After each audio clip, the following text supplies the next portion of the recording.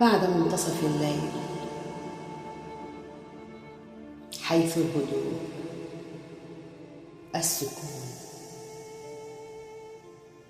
الصمت يخيم على الكون، الجميع نيام،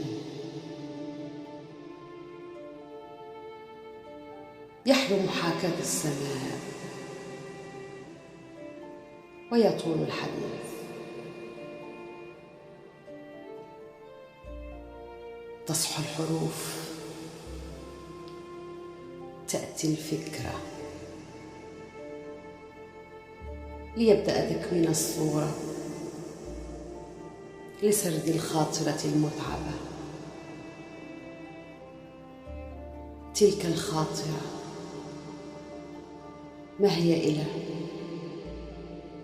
قهر، حلم لا ينام، ربما أمنية تنتظر الشروق بيوم من الأيام بعد منتصف الليل.